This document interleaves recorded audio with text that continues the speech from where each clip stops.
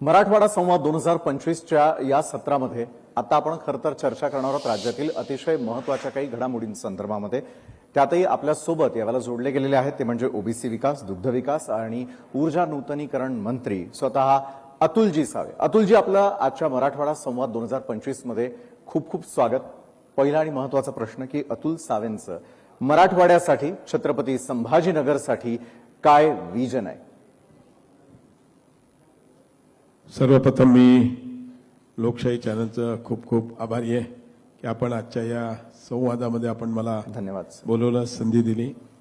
आज या ठिकाणी मी सांगू इच्छितो की मराठवाडा ही माझी बॉर्न अँड बॉटअप म्हणजे लहानाचा मोठा छत्रपती संभाजीनगरमध्ये झाल्यामुळे जन्मभूमीचं त्याच्यामुळे या शहरासाठी आपण काहीतरी केलं पाहिजे ही भावना ठेवून नेहमी मी काम करत आलेलो आहे। आणि राजकारणात काम करत असताना सर्वप्रथम या शहरात म्हणजे जे मी काम केलं त्याच्या एक दोन गोष्टी सांगतो की 2019 मध्ये मला पहिल्यांदा उद्योग राज्यमंत्री होण्याची संधी मिळाली। पण मी सांगतो तत्कालीन त्यावेळेसचे मुख्यमंत्री देवेंद्र फडणवीस साहेबांना मी आभार मानायला लागलो। त्यावेळेस मी त्यांना विनंती केली, साहेब छत्रपती संभाजीनगरचा विकास मला उद्योग खातं दिलं, माझं आवडतं खातं आहे, मी त्या उद्योजक असल्यामुळे, पण म्हटलं साहेब इकडचा विकास करायचा असेल तर या शहराचा पाण्याचा प्रश्न मिटला पाहिजे। आणि मला सांगायला आनंद होतो की 55 दिवस मी त्यावेळेस कुठलाही सत्कार घेतला नव्हता। ज्या दिवशी पाण्याची योजना मंजूर झाली, 1680 कोटी रुपयाची पाण्याची योजना या शहरासाठी मंजूर करून आणली, त्याचं टेंडर झालं, टेंडर होऊन वर्क ऑर्डरही झाली, पण आमचं बॅड लक, आमचं सरकार पुन्हा आलं नाही। 2.5 वर्ष जर आम्ही, आणि त्या काळात ती योजना टोटली स्टँडस्टिल होती, क्रेडिट कोणाला जाईल या विषयावरती ठीक आहे, मी त्याच्यावर चर्चा करू इच्छित नाही। पण आज मला सांगायला आनंद होतोय की ती योजना नंतर त्याची कॉस्ट वाढली।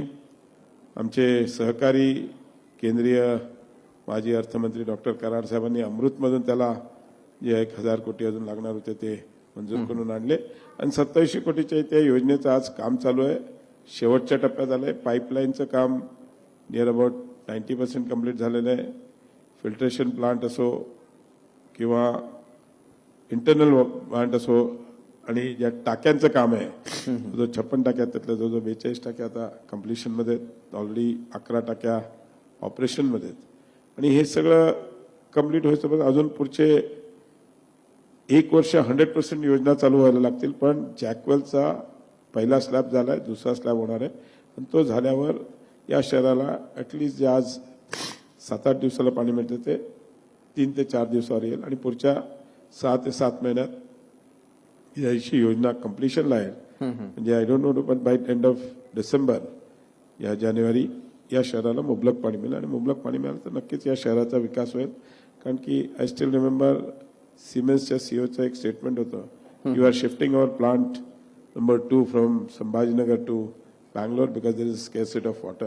आणि ते मी वाचल्यापासून माझ्या डोक्यात होतो की जोपर्यंत, आणि तो प्रश्न आता मला वाटतं की माझ्या पुढाकाराने तो सुटतोय, आणि त्याच्यामुळे नक्कीच या शहराचा विकास होणार आहे। दुसरा विषय असा आहे की एक उद्योजक असल्यामुळे नेहमी असं वाटायचं की या शहरामध्ये उद्योग यायला पाहिजे। कारण की 1982 मध्ये बजाज ऑटो आली, त्याच्यानंतर असं ओई युनिट म्हणजे अँकर युनिट आले, खूप युनिट आले, मोठे मोठे बरेच उद्योग आले, पण एक अँकर युनिट ज्याच्यामुळे अजून 200-400 दुसरे कारखाने, जसं आज बजाज ऑटोचे 400 एन्सिलरी युनिट्स आहेत, तसे अजून अँकर। तर नेहमी किया मोटर्सच्या वेळेस पण भरपूर प्रयत्न केला, पण त्यावेळेस थोडंसं मंत्री नव्हतं म्हणून तेवढा पाठपुरावा करून होतो। पण नंतर जशी टोयोटा किर्लोस्करची टीम आली होती त्या दिवशीपासून त्यांच्या पाठीमागे लागून, माननीय मुख्यमंत्र्यांच्या मागे लागून, आणि कौस्तुभ म्हणून जे माननीय देवेंद्रजींच्या ऑफिसमध्ये जे हे फॉलोअप करतात त्यांना तो तर म्हणजे माझ्यावर इरिटेट व्हायचा, यार सावे जी आपको दूसरा कुछ काम नहीं है क्या? बोला नहीं, अभी मुझे संभाजीनगर में जब तक कोई बड़ा प्लांट आएगा नहीं तब तक इस शहर का डेव्हलपमेंट। आणि मला सांगायला आनंद होतोय की माननीय देवेंद्रजींनी आणि एकनाथ शिंदे साहेब असतील, अजितदादा पवार साहेब असतील, या तिघांनी या शहरावर अतिशय या 2.5 वर्षात प्रेम केलं। आणि आज जवळजवळ 52,000 कोटीचे, म्हणजे टोयोटा किर्लोस्कर आहे, JSW आहे, Toyota Kirloskar is coming with 20,000 crores investment, JSW is coming with 27,000 crores investment. बरं. Aether is coming with 2,000 crores investment. मग लिब्रिझॉल आहे, कॉस्मो आहे, पिरामिल आहेत, असे अनेक कारखाने येत आहेत ज्या माध्यमातून आज म्हणजे जे बिडकिन DMIC होतं तिकडची जागा फुल झाली आहे, ऑरेकची फुल झाली आहे. तर नवीन माननीय पियुष गोयल आता 1 महिन्यापूर्वी इकडे आले होते. आम्ही त्यांना रिक्वेस्ट केलेली आहे की जी DMIC फर्स्ट फेज आणि फोर्थ फेज मधली जी 9,000 हेक्टर जागा आहे ती अक्वायर केली पाहिजे. कारण की आज हे जर 52,000 कोटीचे उद्योग आले तर याला लागणारा अँसिलरी जो आहे तो म्हणजे ती पण जवळजवळ 50,000 कोटीची इन्व्हेस्टमेंट होईल. कारण की तुम्ही बघा बजाज ऑटो आलं त्यावेळेस त्या काळात बजाज ऑटोने 5,000 कोटीची इन्व्हेस्टमेंट केली होती आणि बाकी इन्व्हेस्टमेंट जवळजवळ 10,000 कोटीची या शहरात आली होती. तर आज ही 52,000 कोटीची इन्व्हेस्टमेंट येते. नक्कीच अजून 50,000 कोटीची 1,00,000 कोटीची आणि it is going to be a game changer. मी तुम्हाला सांगतो जसं आज जर्मनीमध्ये की फ्रँकफर्टचं नाव घेतात. हो. मी नक्की सांगतो पुढच्या काळामध्ये छत्रपती संभाजीनगर भारतात आला तर माणूस हे ऑटोमोबाईल हब आणि ईव्ही हब कारण की ह्या सगळ्या म्हणजे टोयोटा किर्लोस्कर असेल, JSW असेल किंवा ऑथर असेल या सगळे बरोबर इलेक्ट्रिक कार्स आणि even Reliance has asked for 1,000 acres of land for they are also coming up with 2,000 crores investment. तर त्याचंही निगोशिएशन चालू आहे. प्लस एक मोठा स्टील प्लांटचा आम्ही फॉलोअप करतोय. अशा सगळ्या माध्यमातून या शहराची डेव्हलपमेंट व्हायला पाहिजे हा मेन हेतू देऊन आम्ही काम बरोबर आहे. तुमचं विजन फार क्लिअर आहे की एका बाजूला जर छत्रपती संभाजीनगर आणि मराठवाड्यामध्ये थेटपणे गुंतवणूक वाढली तर इथे रोजगाराचे प्रश्नही मिटतील आणि जगभरात उद्योग नगरी म्हणून त्याचं एक स्थान निर्माण व्हावं ही आपली इच्छा आहे आणि हे तुमचं विजन आहे. दुसरा महत्वाचा प्रश्न की केंद्रानं एक महत्वपूर्ण निर्णय घेतलेला तो जातनिहाय जनगणनेसंदर्भातला. तुम्ही स्वतः ओबीसी विकास मंत्री म्हणून या निर्णयाकडे कसं पाहता आणि त्याचा कितपत पॉझिटिव्ह इम्पॅक्ट हा येत्या काळात पडू शकेल? अनेक वर्षापासून अनेक वेगळ्या वेगळ्या संघटना जातनिहाय जनगणना झाली पाहिजे अशी मागणी होती आणि त्यामुळे केंद्र सरकारने जे आज हे जातनिहाय हे करायचा विचार जो घेतला निर्णय तो अतिशय म्हणजे नक्कीच त्याचा उपयोग पुढच्या काळामध्ये जे असे छोटे छोटे भटक्या विमुक्त असे अनेक जे छोटे छोटे समाज होते ज्यांना रिकग्नायझेशन नव्हतं ह्या जनगणनेमुळे त्यांना नक्कीच रिकग्नायझेशन मिळेल आणि त्यांचे जे काही हक्काचे विषय असतील ते त्यांना नक्कीच मिळू शकतील. बरोबर आहे. बरं, मला पुढचा प्रश्न आपल्याला हा करायचा आहे की काही दिवसांपूर्वीच राज्याचे मुख्यमंत्री देवेंद्र फडणवीस यांनी ऑन रेकॉर्ड तुमचं खरं तर कौतुक केलेलं होतं. मात्र त्याच अनुषंगाने जे ओबीसी विद्यार्थी आहेत त्यांच्यासाठी असलेली वसतिगृह असतील, त्यांना शिक्षणात असलेल्या ज्या सुविधा असतील त्याविषयी तुम्ही करत असलेल्या कामाविषयी आम्हाला जाणून घ्यायचं.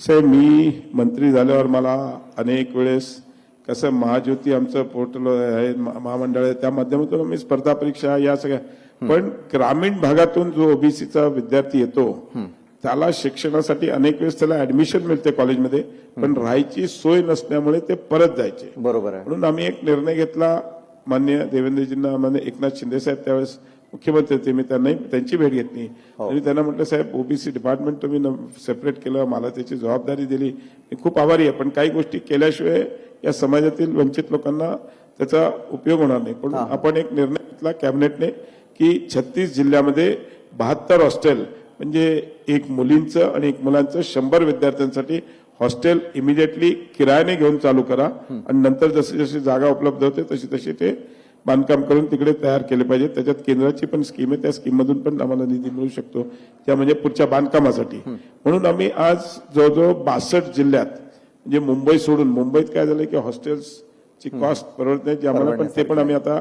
कॅबिनेटवरून मान्यता करून घेतली की मुंबई आणि पुणा या 2 शहरामध्ये आम्ही रेट्स वाढवून घेतले ज्याच्यामुळे तिकडे पण आमच्या पुढच्या 3 महिन्यात ते हॉस्टेल सुरू होतील.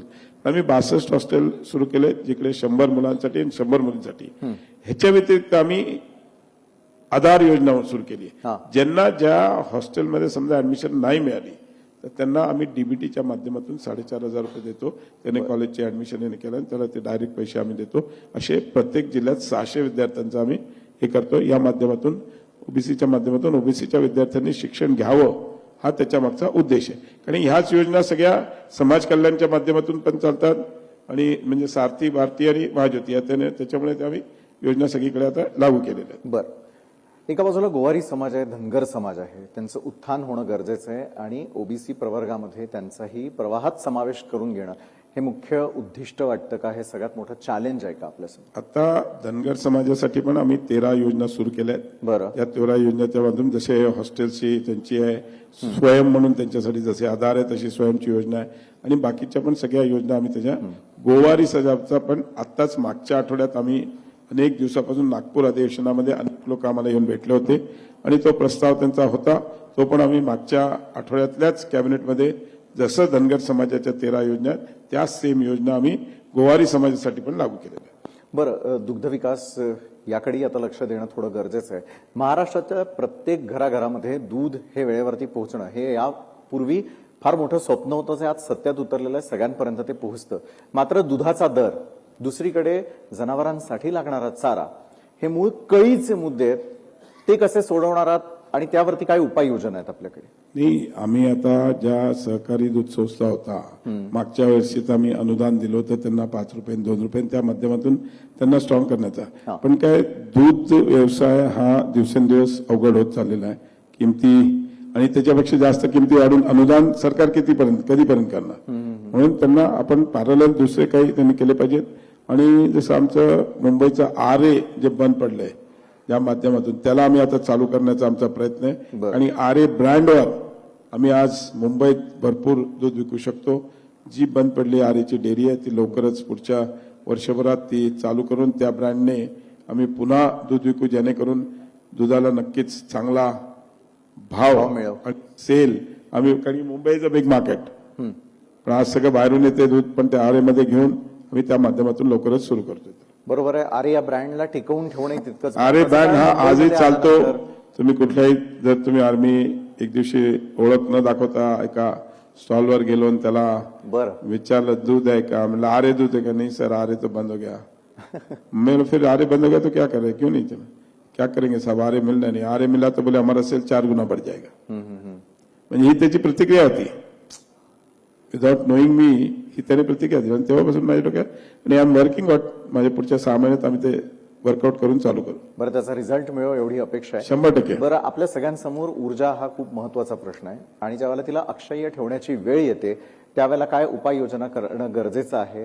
उगाच वाया जाणे, ऊर्जा थांबवणं आणि त्याचा पुढच्या पिढींसाठी वापर व्हावा यासाठीचं विजन अगदी थोडक्यात. ऊर्जा म्हणजे माझ्याकडे सोलार एनर्जी हे डिपार्टमेंट आहे माझ्याकडे, अपारमानिक ऊर्जा. आणि आमचा प्रयत्न असा आहे की मेनली कुसुम आम्ही ही जी योजना चालवतो त्या माध्यमातून शेतकऱ्यांना 7.5 HP पंप आणि त्याच्यावरती सोलार लावून, जेणेकरून त्याला दिवसा पण आपला शेतामध्ये पाणी मिळेल, पंप चालू करेल आणि त्या माध्यमातून शेती, कारण काय होतं नाही तर पूर्वी रात्रीच त्याला लाईट मिळायचा, रात्रीच काम करा आपण. आणि आम्ही जवळजवळ 2.5 लाख पंप मागच्या 2 वर्षात वाटलेले आहेत. अजून 5 लाख पंप द्यायचा आमचा संकल्प आहे आणि लवकरच आम्ही आता मागच्या महिन्यातच 50,000 पंपचं आम्ही हे काढलेलं आहे टेंडर. अजूनही दर 6 महिन्याला आम्ही करून आमचा प्रयत्न आहे की पुढच्या 2 ते 3 वर्षात 5 लाख पंप अजून सोलारचे ग्रामीण भागामध्ये 2.5. त्याच्यात अजून एक योजना आम्ही आणतोय की 7.5 HP जो पंप आहे तो आम्ही लोकांना ऑप्शन हे देणार आहोत की तुम्हाला मोठा पाहिजे, तुम्हाला म्हणजे ते 7.5 जे सोलार तुम्ही 10 ह्याचं 10 HPच्या मोठीच्या हिशोबाने लावून घ्या. ती एनर्जी तुम्ही, but that cost he has to bear, not सरकार बेअर नाही करणार, पण त्याची एफिशियन्सी वाढू शकते, त्याला शेतकऱ्याला ऍडिशनल इन्कम मिळू शकतो आणि त्याच्यासाठी आम्ही सबसिडी देऊ असं. तसंच आम्ही आज सोलार पार्क सगळीकडे, आम्ही सगळीकडे सगळ्यांना विनंती करतोय की शॉर्टेज ऑफ पॉवर आणि देशाचे पंतप्रधान नरेंद्रजी मोदी साहेब असतील किंवा राज्याचे मुख्यमंत्री देवेंद्र फडणवीस साहेब तर 5 वर्षापासून त्यांनी बघितलं असेल, एक खातं त्यांच्याकडेच होतं. आता थोडंसं मुख्यमंत्र्यांचं त्यांचा प्रयत्न आहे की by 2030 everything should come on solar. EV cars पाहिजेत, ईव्ही म्हणजे त्याच्या मागचा उद्देश असा आहे की आज आपण जे कोळसा विकत घेतो, आपली इकॉनॉमी जी आहे, म्हणजे we want to reach 5 trillion economy and if you have to reach, आपल्याला जे आपला इम्पोर्ट करण्यामध्ये फ्युएल इम्पोर्ट करतो किंवा कोल इम्पोर्ट करतो या गोष्टीवरचा खर्च कमी केला पाहिजे. आणि त्याच्याकरता विजन असं आहे की 2030 पर्यंत सगळं हे आपला देश हा सोलारवर, लाईट सोलार असतील, इलेक्ट्रिकल व्हेकल्स असतील, हा. घरं सगळी सोलार, प्रत्येक आज आपण घरावरती ज्याला जो लावतो त्याला आम्ही सरकार सबसिडी देते 78,000ची. अशा अनेक योजना सरकार ह्याच्याकरता या करते की पुढच्या काळामध्ये our economy is depending on what we are importing. आपण जे इम्पोर्ट करतो त्याच्यावर तो इम्पोर्ट बंद झाला पाहिजे. जसं मी सांगितलं तसं कोल अँड फ्युअल जे पेट्रोल डिझेल, आणि त्याच्याकरता आपला प्रयत्न की सोलार, म्हणून सोलार लाईट्स आम्ही आज सगळीकडे इम्प्लिमेंट करायचा प्रयत्न करतोय. सोलार घरावर रूफटॉप सोलार असेल, सोलार पार्कला पण आम्ही, इंडस्ट्रीजना आम्ही सगळ्यांना ह्याच्याकरता हे करतोय की त्याच्यामागे पुढच्या काळामध्ये आज पॉवर परचेस तुम्ही बघत असाल तर जी कॉस्ट आपली आहे ती इज व्हेरी हाय. त्याच्यामुळे आणि त्या पद्धतीने आपण महाराष्ट्रामध्ये पण मान्य देवेंद्रजींच्या नेतृत्वामध्ये आणि म्हणजे एकनाथ शिंदे साहेब असतील, अजितदादा असतील, सगळे त्याच्यामध्ये सपोर्टिंग करून आज आम्ही आमच्या डीपीडीसीच्या म्हणजे त्या फंड्स मध्ये पण आम्ही 5% फंड आता सोलारसाठी रिझर्व केले. त्याचा मागचा उद्देशच एक आहे की इफ वी सेव्ह, म्हणजे ते सेव्ह मनी तसं आहे ते, if we save money we are going to earn money. तर त्या हिशोबाने आमचा प्रयत्न आहे की everything goes on solar in near future. नक्कीच. आपल्या मनात असलेल्या या संकल्पांसाठी आणि या संकल्प पूर्तीसाठी आमच्या सर्व उपस्थित मान्यवरांकडून आपल्याला खूप खूप शुभेच्छा आणि धन्यवाद आपण आलात त्यासाठी. थँक्यू. मराठवाडा संवाद 2025 पॉवर्ड बाय संत रोहिदास चर्मोद्योग व चर्मकार विकास महामंडळ, मर्यादित लीडकॉम, स्थापना 1974. Associate sponsored defence career academy, Chhatrapati Sambhajinagar व कोल्हापूर. युवक युवतींनो, भारतीय सैन्यात घडवा अभिमानास्पद करिअर. भाग्य परिवर्तन, राह हमारी चाह तुम्हारी. ज्योतिष वास्तु संस्थान, सेलिब्रिटी एस्ट्रोलॉजर ज्योतिष Acharya Sunil Kumar ji. Buldhana urban cooperative credit society limited. Mangalam wedding destination club, संस्कारों से आधुनिकता तक. गादिया ग्रुप, एक विश्वसनीय नाव. डॉक्टर भास्कर शिंदे सरांचे AIB, छत्रपती संभाजीनगर. महाराष्ट्राचा विश्वास AIB ला बनवतो खास. महाराष्ट्र इंडस्ट्रियल डेव्हलपमेंट कॉर्पोरेशन आणि नम्मा होमिओपॅथी, आरोग्य संजीवनी.